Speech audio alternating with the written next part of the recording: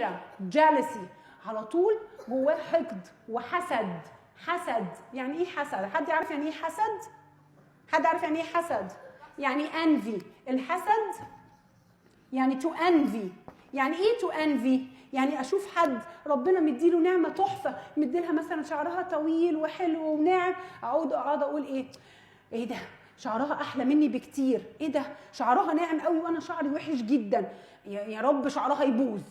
يبقى انت كده كويسه ولا كده في حسد؟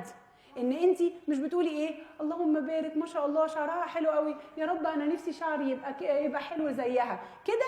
اتس اوكي كده، اتس اكسبتد. لكن ان انا يكون جوايا غيره بان انا لما اشوف حاجه حلوه اروح اقول لحد او ادعي من جوايا انه يا رب يحصل له حادثه، ولا يا رب يموت، ولا يا رب رجليه تتكسر عشان ما يلعبش كوره ويبقى اشطر مني، يا رب تغرق وهي بتعوم عشان ما تبقاش احسن مني، ده اسمه حسد. الحسد ده is a very bad thing. ده اللي كان جوه مين؟ ابليس. اللي كان جوه مين؟ ابليس. اوكي، كان غيران وعنده حسد من مين؟ من سيدنا ادم. وهو لسه سيدنا ادم بس مجرد انه واقف كده، يعني لسه سيدنا ادم ولا اكل ولا شرب ولا عاش ولا عمل اي حاجه، ده هو واقف بس كده كده بس، وهو جواه غيره وهيموت يتجنن. ايه ده؟ مين ده؟ ويروح ويجي ويبص كده، غريب قوي ده، مش عارفه ايه ده، مين ده؟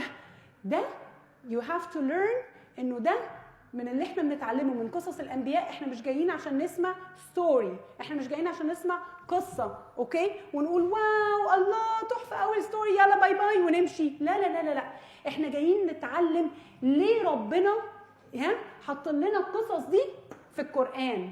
ليه؟ اشمعنى القصص دي؟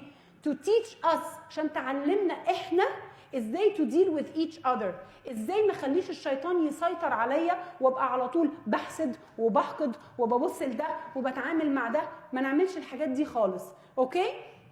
فجه ابليس شاف سيدنا ادم وهو لسه كان عباره عن زي ستاتيو كده او ايدل ما فيهوش روح، وربنا نفخ فيه. اول ما ربنا نفخ في سيدنا ادم، فكركم سيدنا ادم عمل ايه؟ نفخ فيه الروح، صحي ماشي صحي، عمل ايه بقى؟ هي عمل ايه؟ هي سنيزد، عطس، وراح قايل ايه؟ الحمد لله. يبقى the first word، اول كلمه سيدنا ادم قالها هي ايه؟ الحمد لله اوكي. وعطس، يبقى اول ما اتنفخت فيه الروح عطس وقال الحمد لله.